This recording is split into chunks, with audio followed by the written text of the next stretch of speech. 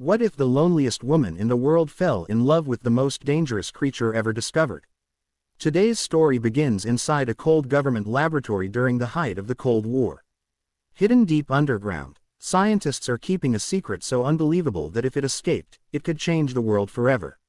And the only person who truly sees this creature as a living soul is a mute cleaning woman. Her name is Elisa. Every morning, Elisa follows the same routine. She wakes up alone, boils eggs for breakfast, shines her shoes, and heads to work. She cannot speak, and because of that, the world has become very quiet for her. Her only real friends are Zelda, her cheerful co-worker, and Giles, her lonely neighbor who spends most of his days painting and remembering a life that no longer exists. But Elisa's life is about to change forever. One rainy night, a heavily guarded truck arrives at the military facility where she works. Soldiers surround a giant water tank while a mysterious creature is transported inside. Nobody is allowed near it. Nobody is allowed to ask questions. But curiosity has a way of opening doors. While cleaning the laboratory, Elisa notices blood everywhere. The military officer in charge, Richard Strickland, walks out covered in injuries. 2 of his fingers have been torn off. Something inside that tank fought back. Later, while cleaning the room, Elisa hears strange sounds coming from the water. Slowly, a figure rises. Standing before her is a humanoid amphibian creature. His skin shines under the lights. His eyes watch her carefully. His body is covered in wounds. And for the first time in her life, Elisa meets someone who is just as alone as she is. The creature doesn't attack. He doesn't roar. He simply watches her. The next day, Elisa brings him a hard-boiled egg. She gently taps it against the side of the tank. The sound attracts him. He slowly rises from the water. For a moment, neither of them speaks. Neither of them can. Yet somehow, they understand each other perfectly. Day after day, Elisa returns. She brings him eggs. She plays music. She teaches him sign language. And the creature begins waiting for her. In a world that ignored both of them, they finally found someone who sees them. But not everyone sees the creature as a living being. To the military, he is nothing more than a weapon. To scientists, he is an experiment. And to Strickland, he is a monster. One day, Elisa arrives and finds the creature chained up, bruised and bleeding.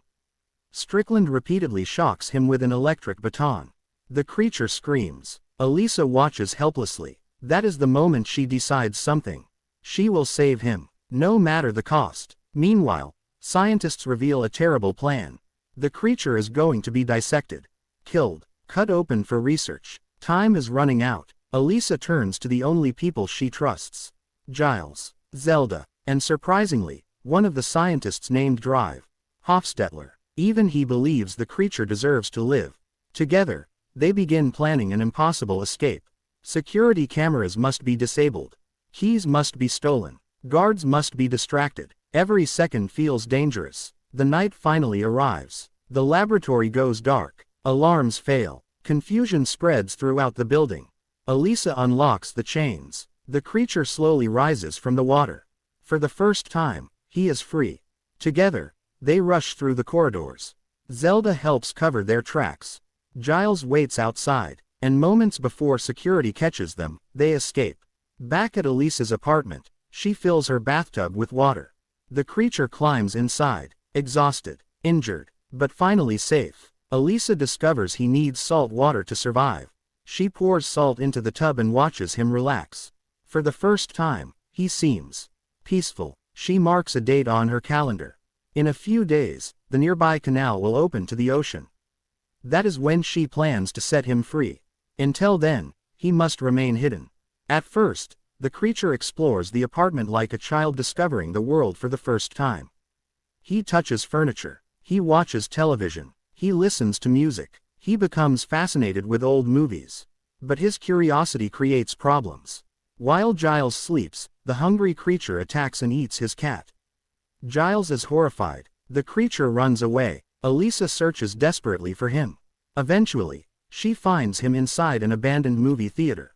Alone, watching films, dreaming, perhaps wondering what it means to be human. Back at home, something incredible happens. The creature gently places his hand on Giles. A soft blue light appears.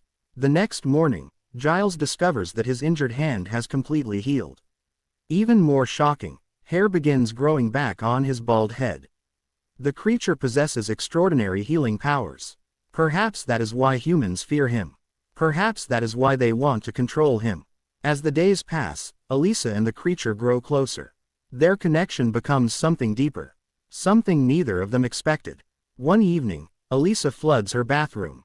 Water fills every corner. The entire room becomes an underwater world. Inside that floating silence, they embrace. For the first time in her life, Elisa feels completely understood. No words, no judgment, only love. But happiness never lasts long. The creature begins getting sick. His skin starts peeling. He coughs blood. He has been away from the ocean for too long. Meanwhile, Strickland continues his investigation. He becomes obsessed. He discovers Drive, Hofstetler's betrayal. He learns that Elisa helped the creature escape. And then he finds the date marked on her calendar. He finally knows where they are going. At the canal, Elisa prepares to say goodbye. The creature must return home. She knows staying together may be impossible. As rain falls around them, the two share one final moment. But suddenly, Strickland appears. Without warning, he shoots both Elisa and the creature. Everything falls silent. Elisa collapses. The creature lies motionless. Strickland believes he has won. But then something impossible happens. The creature begins to glow. He stands. His wounds heal instantly. He approaches Strickland and delivers justice.